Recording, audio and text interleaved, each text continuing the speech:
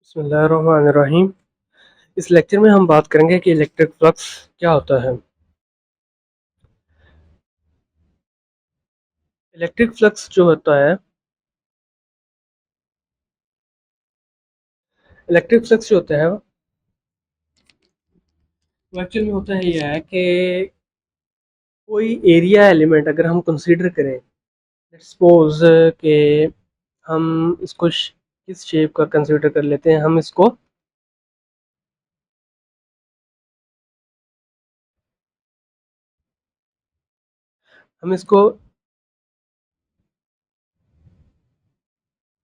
इस शेप का कंसीडर कर रहे हैं। ठीक है, ये हमारे पास कोई एरिया एलिमेंट है जिसको मैं कह देता हूँ ए वेक्टर।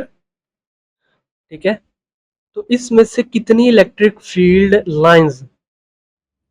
लाइन पास कर रही है, इसको हम कहते हैं इलेक्ट्रिक फ्लक्स। ठीक है,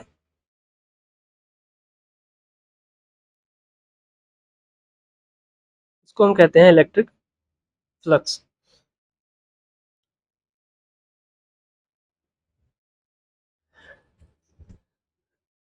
अच्छा जी, अब ये जो एरिया है इसको हमने एज अ वेक्टर ट्रीट किया है।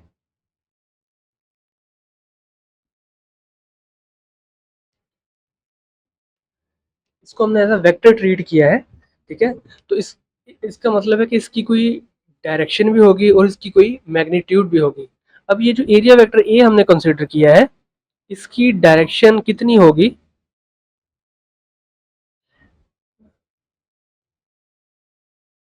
अगर मैं इसको कह लूँ कि ये कोई जनाब एरिया वेक्टर है, ए वेक्टर, तो इसका जो एरिया होगा, जितना भी इसका एरिया होगा, वो इसकी क्या होगी? मैग्नीट्यूड। ठीक है, मैग्नीट्यूड को हम सिंपली इस तरह से लिख देते हैं या कभी कभी इसके गिर्द मॉड भी लगा देते हैं।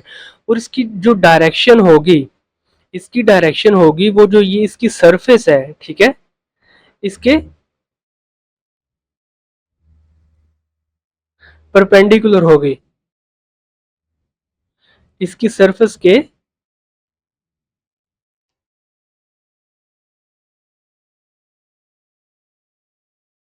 इसकी सरफेस के परपेंडिकुलर होगी। ठीक है, जो भी परपेंडिकुलर की डायरेक्शन होगी,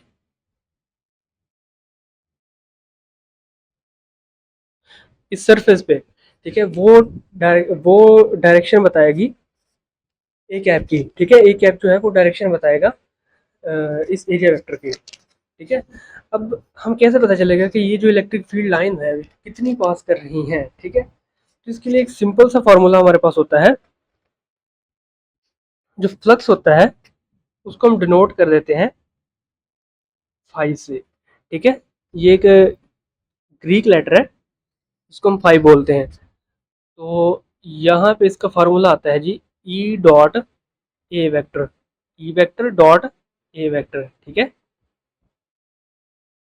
अब यहाँ से इसकी दूसरी डेफिनेशन सामने आती है। ठीक है, तो दूसरी डेफिनेशन जो इसकी बनेगी वो बनेगी द स्केलर प्रोडक्ट और dot product of electric field intensity vector and area vector is called electric flux. ठीक है, इलेक्ट्रिक फ्लक्स। तो अब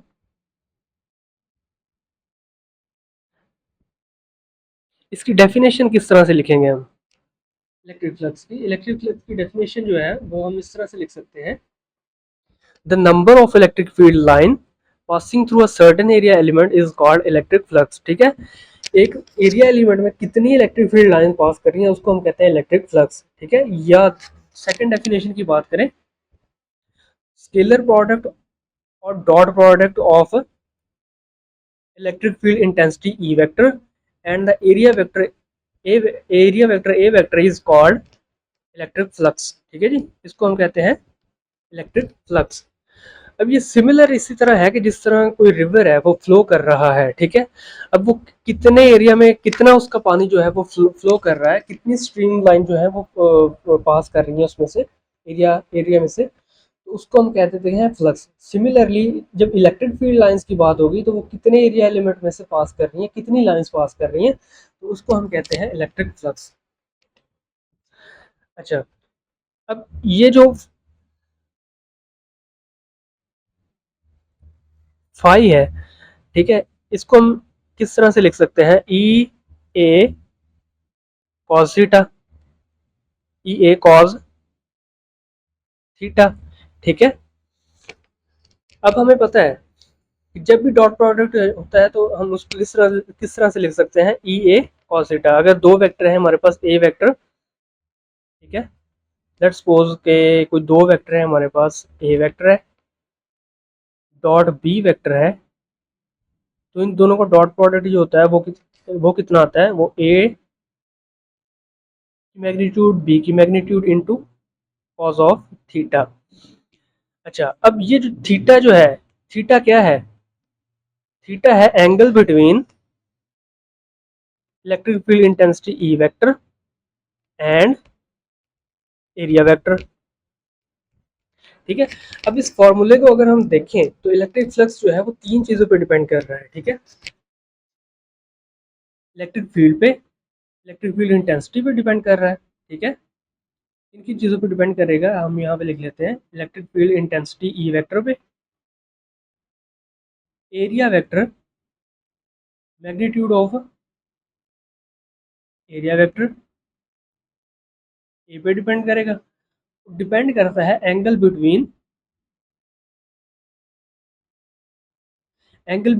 ई एंड ए, जिसको हम कह सकते हैं ओरिएंटेशन ऑफ,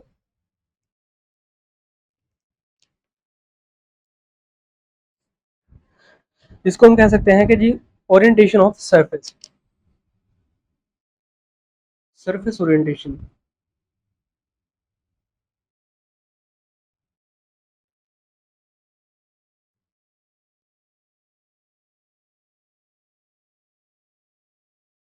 सरफेस ओरिएंटेशन ये तीन चीजों पे डिपेंड करेगा, ठीक है। अब हम देखते हैं कि जब ये इन चीजों पे डिपेंड करेगा तो क्या क्या चेंजेस होंगे, ठीक है। तो सबसे पहले एक केस कंसिडर कर लेते हैं कि इलेक्ट्रिक फील्ड जो होगा वो मैक्सिमम कब होगा, ठीक है। इलेक्ट्रिक फील्ड जो होगा वो मैक्सिमम कब होगा,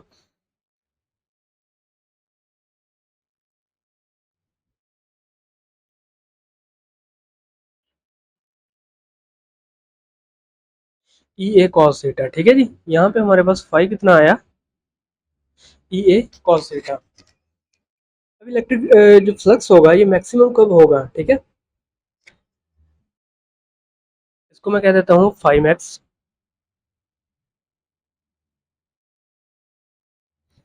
इलेक्ट्रिक फ्लक्स जो होगा वो मैक्सिमम तब होगा जब थीटा की वैल्यू मिनिमम होगी, ठीक है। थीटा की वैल्यू क्या होगी, मिनिमम। थीटा की मिनिमम वैल्यू कितनी हो सकती है, वो हो सकती है 0 डिग्री, 0 डिग्री। अगर थीटा की वैल्यू 0 डिग्री है तो कॉस थीटा कितना आएगा,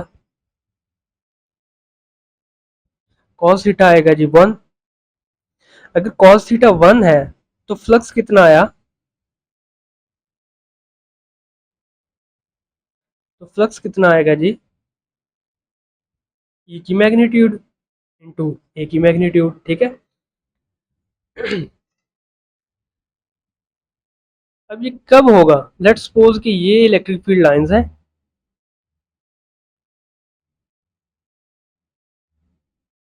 इलेक्ट्रिक फील्ड लाइन है और ये कोई एरिया वेक्टर है जी, एरिया वेक्टर है, ठीक है, जिसकी मैग्नीट्यूड ए है। ये इलेक्ट्रिक फील्ड लाइंस हैं, इलेक्ट्रिक फ्लक्स, इलेक्ट्रिक इंटेंसिटी है, और ये है जी एरिया वेक्टर ए। अब इसकी डायरेक्शन हमें पता है, जो एरिया वेक्टर होता है उसकी डायरेक्शन क्या होती है, उसकी डायरेक्शन होती है एरिया ऑफ सरफेस के टूवर्ड द नॉर्मल, हम कह सकते हैं कि इसको टूवर्ड द नॉर्मल होती है, सरफेस के परपेंडिकुलर, सरफेस के परपेंडिकुलर, या हम कह सकते हैं कि towards the normal, towards the normal, surface पे जो नॉर्मल बनेगा उसके अलोंग होती है, ठीक है। अब यहाँ पे हमें नजर आ रहा है कि इलेक्ट्रिक फील्ड जो इंटेंसिटी है उसकी डायरेक्शन क्या है, ये जो एरिया वेक्टर है उसकी डायरेक्शन क्या है, ये। अब दोनों की डायरेक्शन जब सेम है तो इन दोनों के दरमियान क्या होगा, थीटा कितना होगा, 0। 0 डिग्री। तो हमारे पास जो फ्लक्स होगा वो मैक्सिमम होगा। अब सेकंड केस होता है जी, ये हो गया जी केस 1। अब देखते हैं जी केस 2। केस 2 में हम देखेंगे कि जो फ्लक्स होता है वो जीरो कब होगा। फ्लक्स जो होता है वो जीरो कब होगा। फ्लक्स जीरो तब होगा जब थीटा की वैल्यू हमारे पास मैक्सिमम होगी।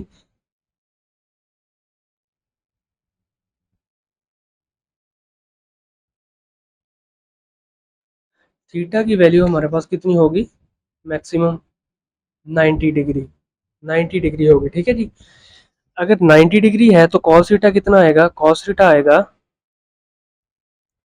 Cos 90 degree. अगर कॉस 90 डिग्री करें तो ये आ जाएगा हमारे पास जीरो, ठीक है।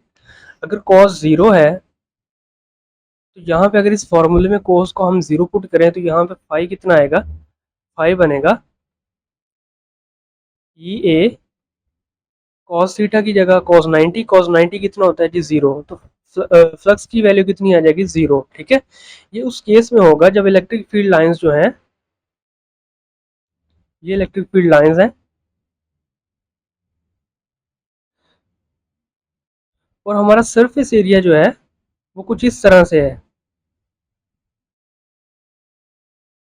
ठीक है। अब यहाँ पे क्या है जी, सरफेस एरिया की जो एरिया वेक्टर है इसकी डायरेक्शन क्या होगी, इलेक्ट्रिक फील्ड लाइंस के परपेंडिकुलर होगी, ठीक है। हमें पता है कि जो एरिया वेक्टर है उसकी डायरेक्शन क्या होती है, सरफेस पे जो भी नॉर्मल बनेगा, सरफेस पे जो भी नॉर्मल बनेगा या सरफेस के हम इसको कह सकते हैं कि परपेंडिकुलर, सरफेस के परपेंडिकुलर या सरफेस पे जो नॉर्मल बनेगा उसके अलॉन्ग होती है इसकी डायरेक्शन, एरिया वेक्टर ए की डायरेक्शन, ठीक है। अच्छा, एक अब एक थर्ड केस है। अब एक थर्ड